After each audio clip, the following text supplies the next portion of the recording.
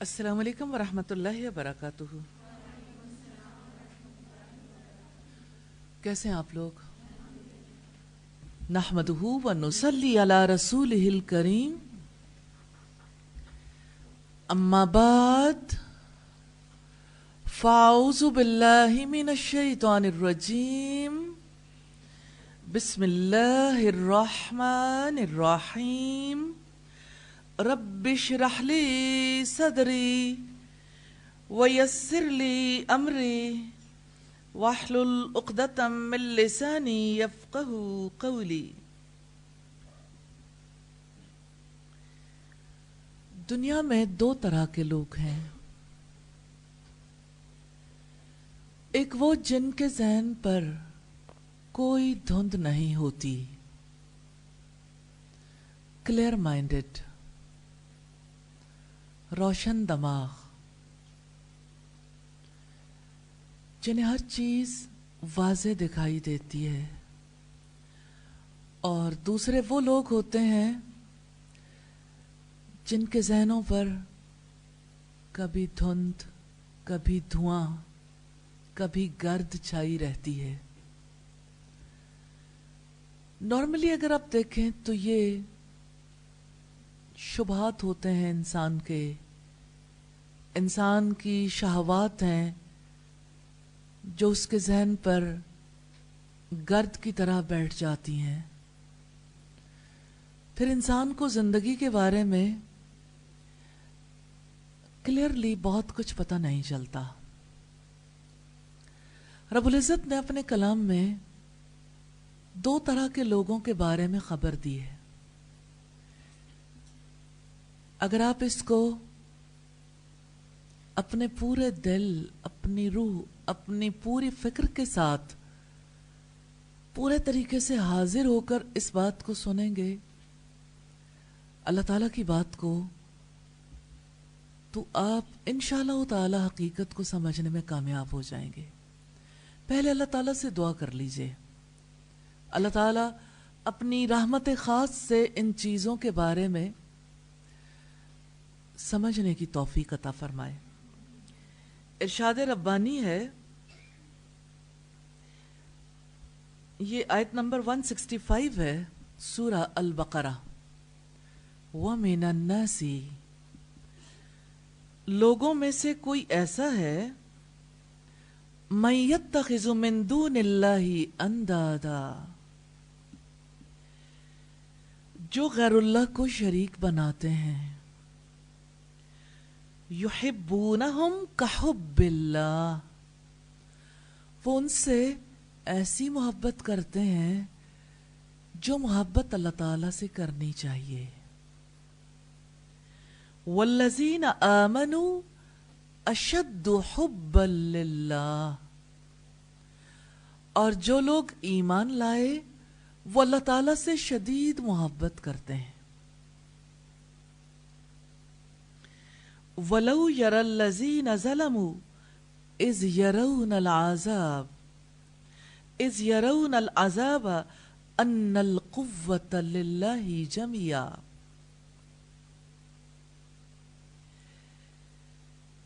وہ دیکھ لیں اس وقت کو جب وہ عذاب دیکھیں گے تو سمجھ جائیں گے کہ یقیناً ساری قوت اللہ تعالیٰ کے لیے ہے۔ وَأَنَّ اللَّهَ شَدِيدُ الْعَذَابِ، اور یقیناً اللہ تعالیٰ سخت عذاب والا ہے۔ دو طرح کے لوگ ہیں، جن میں سے پہلی قسم ان لوگوں کی ہے جو دنیا میں کثرت سے پائے جاتے ہیں، کثیر تعداد، ساری دنیا ایسے انسانوں سے بھری ہوئی ہے جن کے ذہن پر گرد ہے، جن کی آنکھوں کے سامنے اندھیرا ہے، پردہ پڑا ہوا ہے،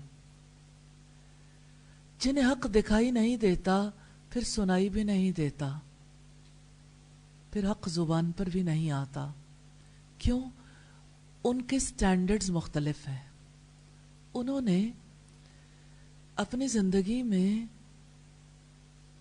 محبت کی ہے تو غیر اللہ سے وہ کوئی چیز بھی ہو سکتی ہے. کوئی انسان،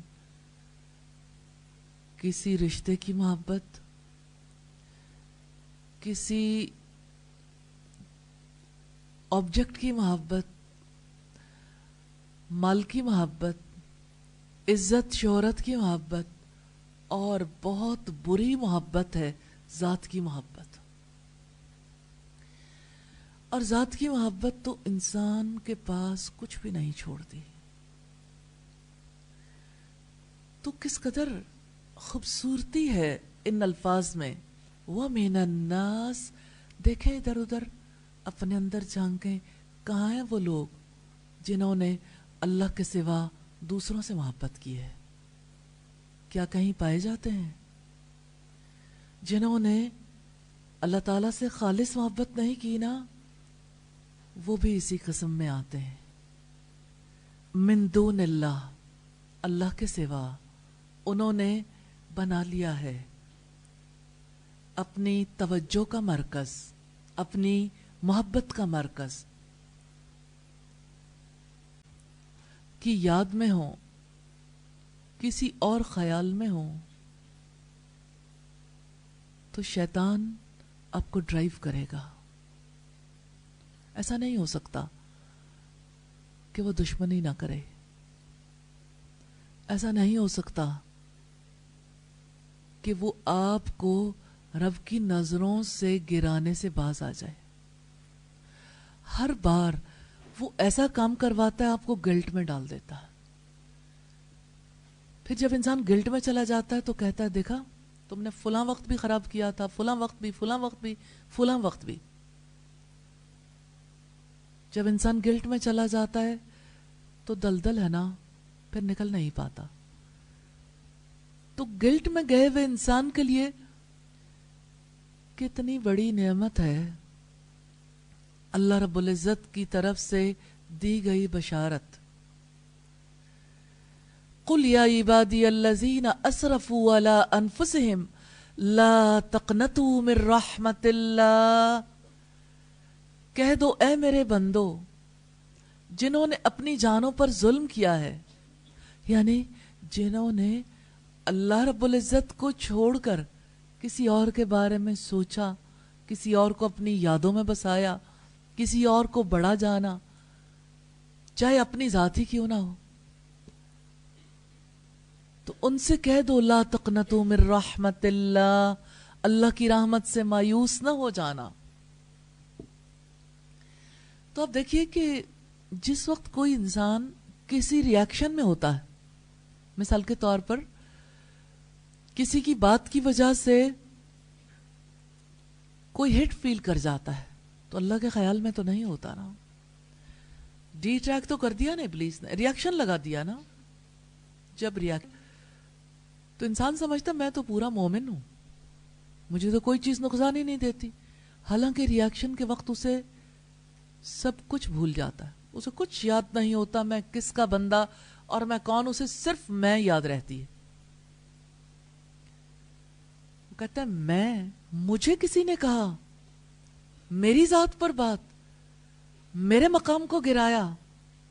اب یہ دوسرا رخ ہے نا، ایک تو غم کا رخ تھا اور دوسری طرف اب دیکھیے یہ رخ ہے، یہ اینگل ہے تکبر کا. وہ اتنے پیارے بندوں پر کیسی سوچ مسلط کر دیتا ہے، انہیں کبر میں، ذات کی بڑائی میں مبتلا کر دیتا. وہی بات ہے نا، انا خیر من، میں اس سے بہتر ہوں. انسان کو پتہ نہیں چلتا نا اس کے اندر کون کون سی بیماریاں ہیں، کہاں پر حسد چھپا ہوا ہے، کہاں تکبر ہے، کہاں خود پسندی عجب ہے، کہاں پر بدگمانی ہے، کہاں کینہ اور بغض ہے. ہم تو اللہ کے لیے پیدا کیے گئے، ہم سب اللہ تعالیٰ کے لیے پیدا کیے گئے، پھر ہم نے اپنے دل میں کیا رکھ لیا؟ دل شفاف نہیں ہوتا تو وہاں رب کی یاد جگہ نہیں بنا پاتی. پھر یہ سب کیا ہے؟ ہم نے اپنے دل میں کیا بسا لیا؟ ذات کا بت، ذات کی محبت سب سے برا بچڑا ہے.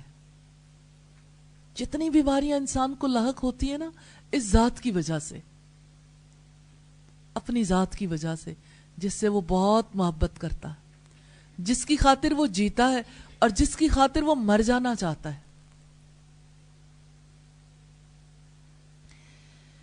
تو آپ دیکھیے کہ ان ساری خرابیوں کے ساتھ انسان کا دل گرد آلود نہیں رہتا، دھواں دھواں نہیں رہتا.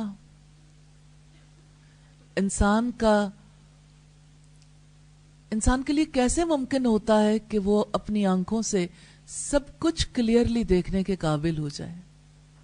ممکن نہیں ہوتا نا. آپ کے ساتھ کیا ہوتا ہے جس وقت آپ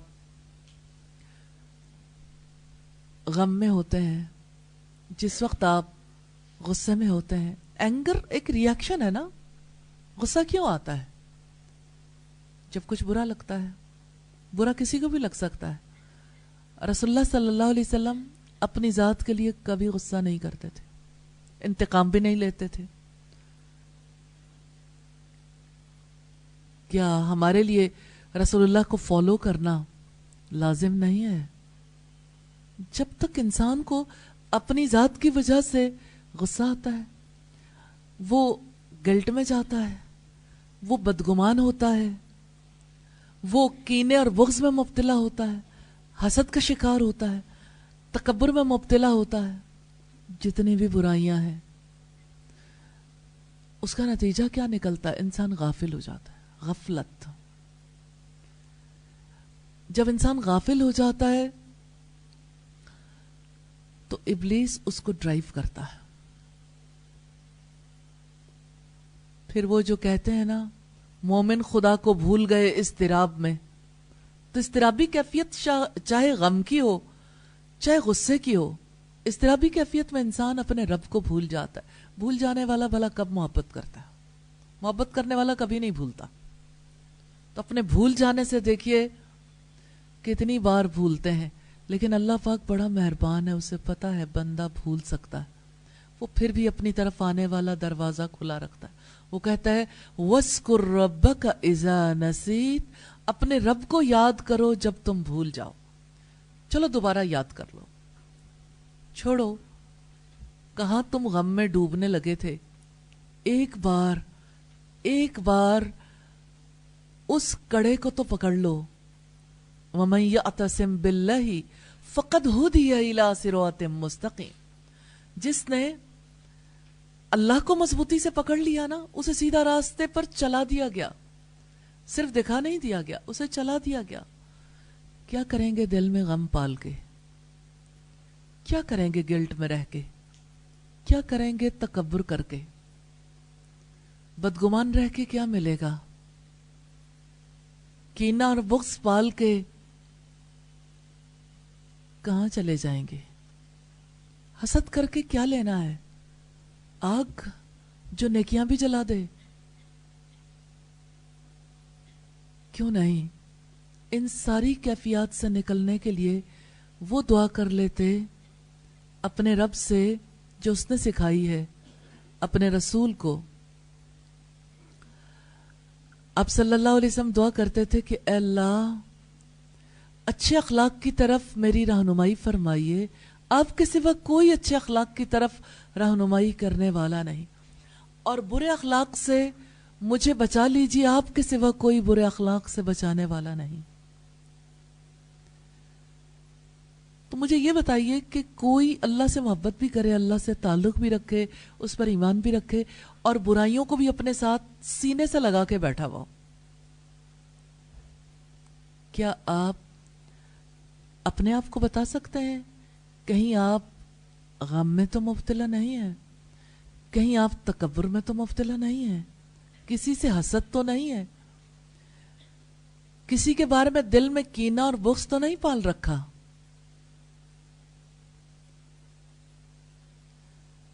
تو یاد رکھیے گا، جس دل کے اندر اتنے بچھو رہتے ہوں جس دل کے اندر اتنے بڑے بڑے مگرمچھ ہوں،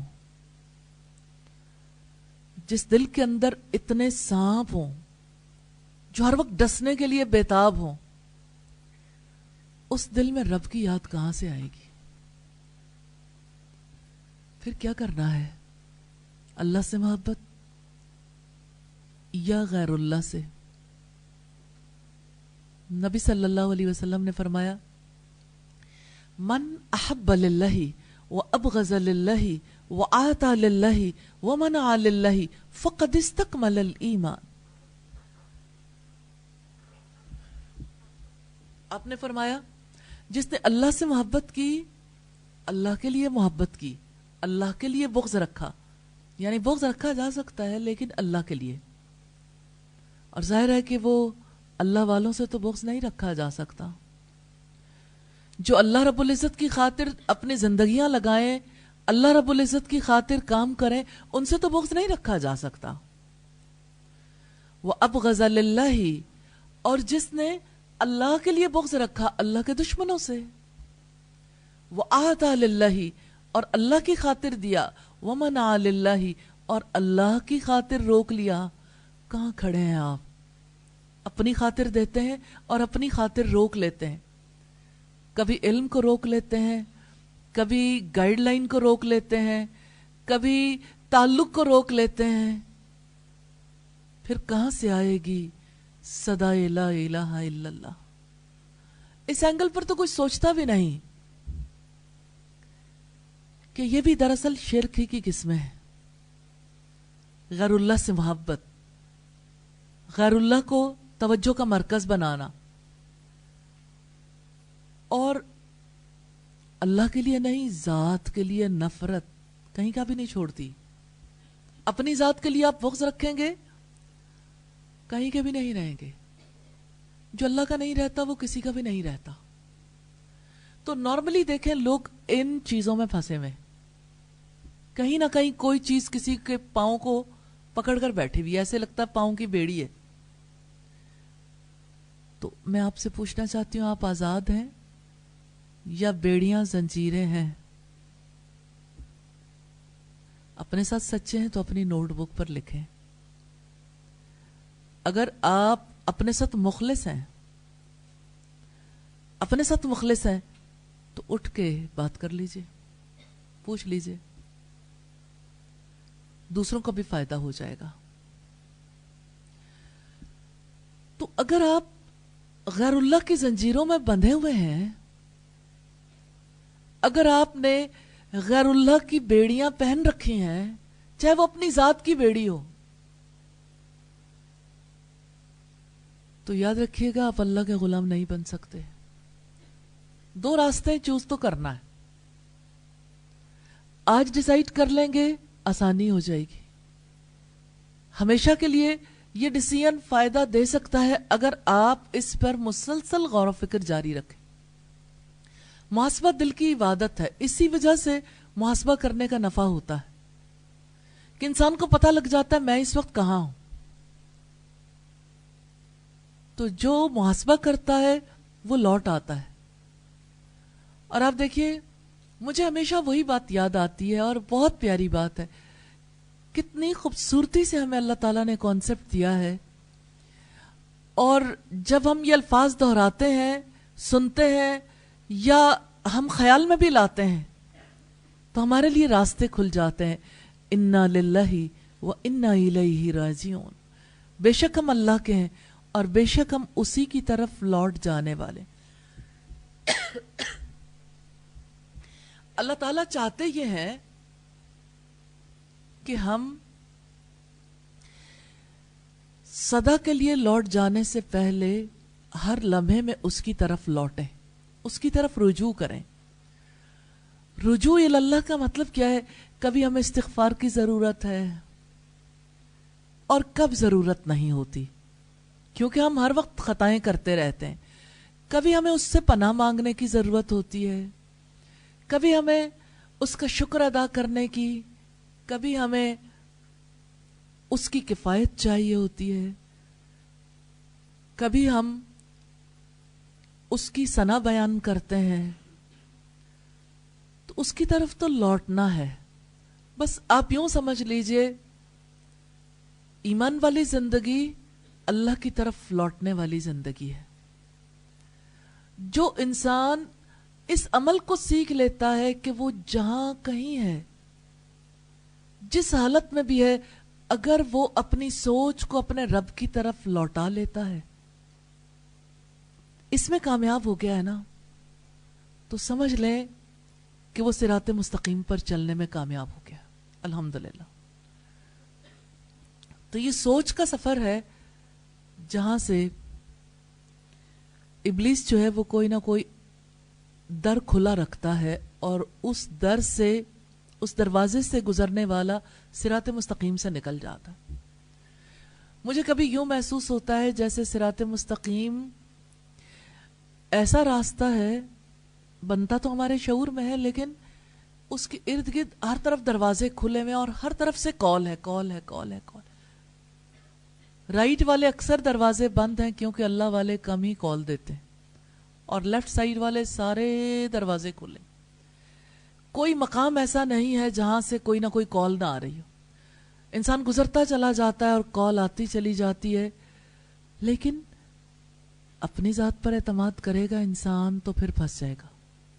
اللہ پر اعتماد کر کے انسان اس راستے پہ آگے جا سکتا ہے. ایاک نعبد و ایاک نستعین اہدنا الصراط المستقیم. صرف آپ کی ہم عبادت کرتے ہیں، صرف آپ سے ہم مدد چاہتے ہیں.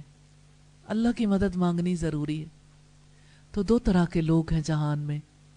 ایک وہ ہیں جو اپنے آپ میں پھنسے ہوئے ہیں، یا اس جہان میں اللہ کے سوا کسی بھی اور چیز کو اپنا مرکز توجہ بنائے ہوئے ہیں.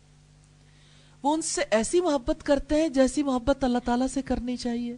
جس سے انسان محبت کرتا ہے اس کے لیے وقت لگاتا ہے، جس سے انسان محبت کرتا ہے اس کو یاد کرتا ہے، جس سے انسان محبت کرتا ہے اس کے ریفرنس سے سوچتا ہے، اس کے ریفرنس سے زندگی بدل لیتا ہے. جس سے انسان محبت کرتا ہے نا، اس کے رنگ میں رنگ جاتا ہے. تو اللہ تعالیٰ یہ کہتے ہیں کہ لوگوں میں سے کچھ ایسے ہیں جو غیر اللہ سے محبت کرتے ہیں جیسی محبت اللہ تعالیٰ سے کرنی چاہیے.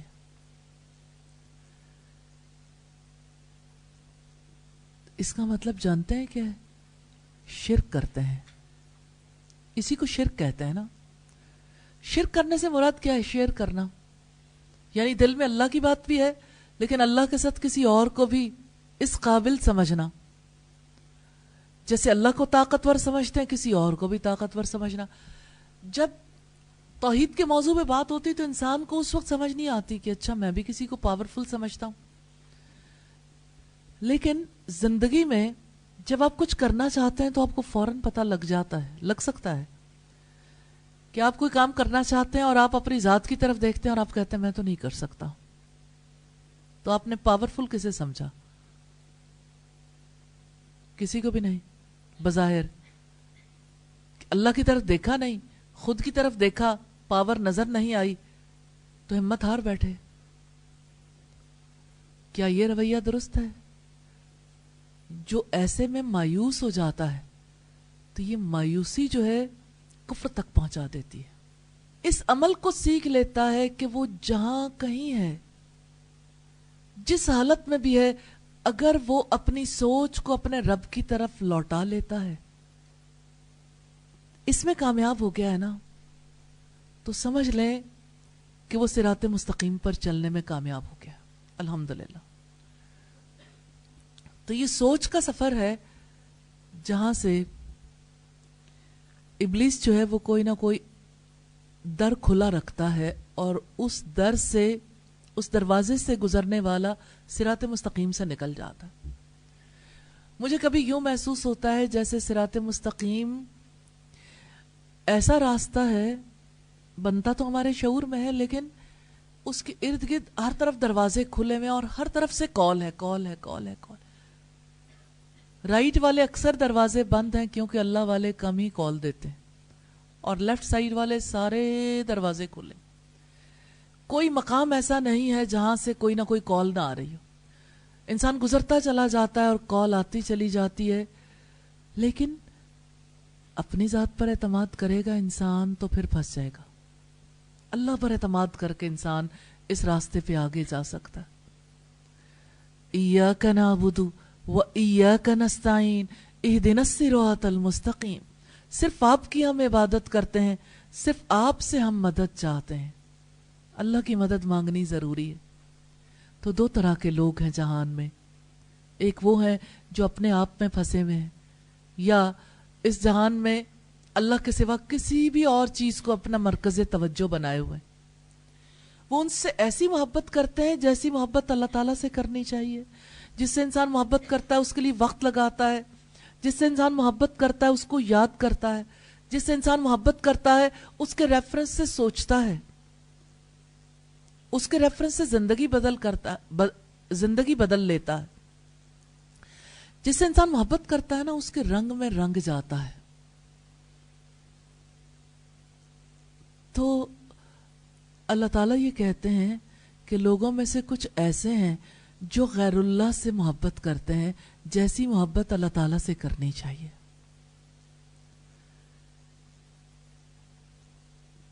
اس کا مطلب جانتے ہیں کیا ہے؟ شرک کرتے ہیں. اسی کو شرک کہتے ہیں نا. شرک کرنے سے مراد کیا ہے؟ شیئر کرنا, یعنی دل میں اللہ کی بات بھی ہے لیکن اللہ کے ساتھ کسی اور کو بھی اس قابل سمجھنا. جیسے اللہ کو طاقتور سمجھتے ہیں کسی اور کو بھی طاقتور سمجھنا. جب توحید کے موضوع پہ بات ہوتی تو انسان کو اس وقت سمجھ نہیں آتی کہ اچھا میں بھی کسی کو پاورفل سمجھتا ہوں. لیکن زندگی میں جب آپ کچھ کرنا چاہتے ہیں تو آپ کو فوراً پتہ لگ جاتا ہے, لگ سکتا ہے کہ آپ کوئی کام کرنا چاہتے ہیں اور آپ اپنی ذات کی طرف دیکھتے ہیں اور آپ کہتے ہیں میں تو نہیں کر سکتا. تو آپ نے پاورفل کسے سمجھا؟ کسی کو بھی نہیں. بظاہر اللہ کی طرف دیکھا نہیں, خود کی طرف دیکھا, پاور نظر نہیں آئی تو ہمت ہار بیٹھے. کیا یہ رویہ درست ہے؟ جو ایسے میں مایوس ہو جاتا ہے تو یہ مایوسی جو ہے کفر تک پہنچا دیتی ہے. ابلیس کا سب سے بڑا ہتھکنڈا یہ ہے کہ انسان کو مایوس کر دے, کسی طرح سے اسے گلٹ میں ڈال کر مایوسی کی اتھا گہرائیوں میں لے جائے. تو جو بھی اللہ کو چھوڑ بیٹھتا ہے وہ کسی نہ کسی گھن چکر میں تو ضرور پھنس جاتا ہے. اس لیے ہمیں دیکھنا ہے توحید اور شرک کے فرق کو. ایک طرف اللہ کی محبت ہے, اللہ کو پاورفل سمجھنا ہے, اللہ کی ذات پر سچا یقین کرنا ہے. جب انسان اللہ کی ذات پر سچا یقین کرتا ہے تو روحانی اور نفسیاتی سطح پر اللہ تعالیٰ سے سچا رشتہ قائم کر لیتا. یقین کے بغیر کہیں بھی رشتہ استوار نہیں ہوتا. اور جہاں نفسیاتی سطح پر اللہ تعالیٰ سے رشتہ قائم ہو جاتا ہے تو اس کی روح کے تاروں پر اللہ تعالیٰ کی ہستی جگمگا اٹھتی ہے. پھر اس کی یادوں میں اس کا رب آ جاتا ہے, وہ اپنے رب کو یاد کرتا ہے. دیکھیں آپ کو کوئی نہ کوئی میموری کارڈ تو چاہیے, کسی نہ کسی کی یاد چاہیے. اگر آپ اللہ کو یاد نہیں کریں گے تو کسی اور کی یاد آ جائے گی. شرک ہو گیا نا. آپ نے کسی نہ کسی کو تو پاورفل سمجھنا ہے نا, ورنہ آپ کچھ بھی نہیں کر سکتے. پاور تو آپ کو ہر وقت چاہیے. اگر آپ اللہ کو پاورفل نہیں جانیں گے تو کسی نہ کسی پاور کی طرف تو نظر جائے گی نا, تو شرک ہو جائے گا. تو اگر آپ دل کے پورے یقین کے ساتھ اللہ تعالیٰ سے روحانی طور پر جڑ جاتے ہیں تو آپ کی روح جگمگا اٹھتی ہے, مایوسی دور ہو جاتی ہے, غم کے بادل چھٹ جاتے ہیں, اور وہ جو ایگریشن ہے, وہ جو آپ کا اینگر ہے, وہ کہیں دور چلا جاتا ہے.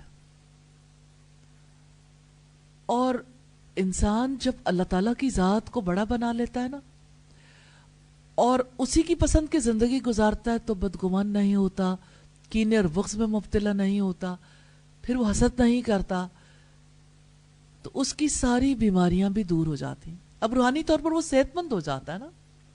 ایک اللہ کا تعلق اسے کتنی بڑی بیماری سے نکال لیتا ہے. یقین کریں جیسے جسم کے لیے کینسر ایسا مرض ہے نا جس کے بارے میں ہر کوئی یقین کر لیتا ہے جس کو کینسر ہوا بس اس کی موت آئی. حالانکہ موت تو ویسے بھی آ جانی, لیکن جتنا کینسر کے ساتھ موت کا یقین ہے شاید ویسے موت کا یقین نہیں ہے. کیا اس دنیا میں ایسا نہیں جس کو کینسر ہو جاتا ہے سب کے دل ڈر جاتے ہیں کہ بس اب یہ گیا جہان سے. تو کبھی آپ نے سوچا کہ روح کے کینسر بھی ہے نا؟ کینسر ہی تو ہے مایوسی, کینسر ہی تو ہے اپنی ذات کی محبت, بدگمانی. بدگمانی ذرا پہلی سٹیج ہے, لیکن بدگمانی کی عادت جسے ہو جاتی ہے وہ دل میں بغض پالنے لگتا ہے, اور بغض کی وجہ سے اس کے دل میں کبھی رب کی یاد نہیں سما پاتی, اور رب کی طرف رخ کر ہی نہیں سکتا. اس کا سب سے پہلا مظہر یہ ہوتا ہے وہ نماز چھوڑ دیتا ہے مومن ہونے کے باوجود. خواہ مایوس ہو, مایوسی میں نمازیں مس ہونی شروع ہو جاتی ہیں, یہ انڈیکیشن ہے. بہت عبادت گزار بھی ہوگا اس کی بھی نمازیں مس ہوں گی. جو بدگمان ہوتا ہے, جو بغض میں مبتلا ہوتا ہے, بغضی شخص جو ہے نا, بغض رکھنے والا, وہ نمازی نہیں ہو سکتا, اور نمازی بغض نہیں رکھ سکتا. دو چیزیں ساتھ ایک تھوڑے عرصے تک چلتی ہیں, اس کے بعد یا نماز اثر دکھا دیتی ہے یا بغض اثر دکھا دیتا ہے.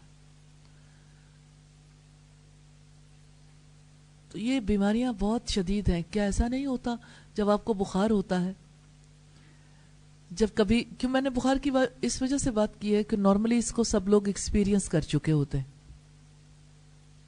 کسی کو 103 104 پہ بخار ہے تو کیا اس کی ساری ایکٹیویٹیز نہیں چھوٹ جاتی؟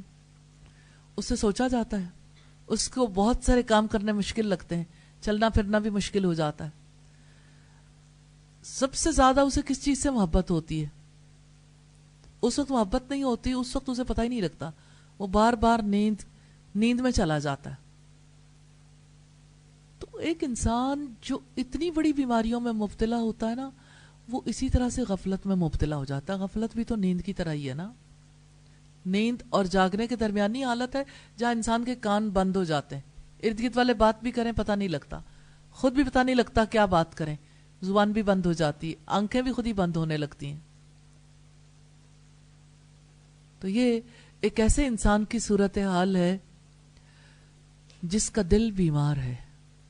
بیمار دل کے ساتھ کوئی توحید پہ نہیں رہ سکتا, بیمار دل کے ساتھ کوئی اللہ کے قریب نہیں ہو سکتا, کوئی اللہ سے محبت نہیں کر سکتا. اس لیے اپنی صحت کی فکر کر لیں, اور صحت کی فکر کرنے والا سب سے پہلے اللہ کی رسی کو پکڑ لے. سب سے پہلے وہ جو مضبوط کڑا ہے نا اس کو پکڑ لے. وَمَن يَعْتَصِم بِاللَّهِ, اعتصام باللہ کیا ہے؟ اللہ کے دین کو پکڑ لینا, جو ہدایت موجود ہے اللہ تعالیٰ کی طرف سے. جیسے شیطان وسوسوں میں مبتلا کر رہا ہے, اعوذ باللہ, اعوذ باللہ من الشیطان الرجیم, غلطی ہو گئی استغفر اللہ. بس پھر ایسا نہیں ہے کہ جیسے سمندر میں ڈوبنے والے کسی شخص کو کسی جہاز سے پھینکا ہوا یا کسی کشتی سے پھینکا ہوا مضبوط رسہ ہے, اگر اس رسہ اس کے ہاتھ میں آ جائے تو وہ یہ سوچے کہ اچھا سمندر کتنا گہرا ہے, جب میں نیچے چلا جاؤں گا تو پھر کیا ہوگا, اور یہ کہ ارد گرد کی لہریں کیسی ہیں, کون سی لہر زیادہ اونچی ہے اور کون سی زیادہ جو ہے وہ, یعنی یہ لہریں کس نوعیت کی ہیں, اور ابھی تھوڑی دیر کے بعد کیا ہوگا. اس کو رسہ جب وہ پکڑ لیتا ہے تو اس کو ایک ہی فکر ہوتی ہے کہ بس یہ کہیں میرے ہاتھ سے چھوٹ نہ جائے, اور اس کی دل میں یہی چاہت ہوتی ہے کہ رسے سے مجھے کوئی اوپر کھینچ لے. تو اللہ کی رسی کو پکڑ لیں, اللہ کی رسی کو پکڑنا ضروری ہے. اسی لیے اللہ تعالیٰ نے کتاب بھیجی, اسی لیے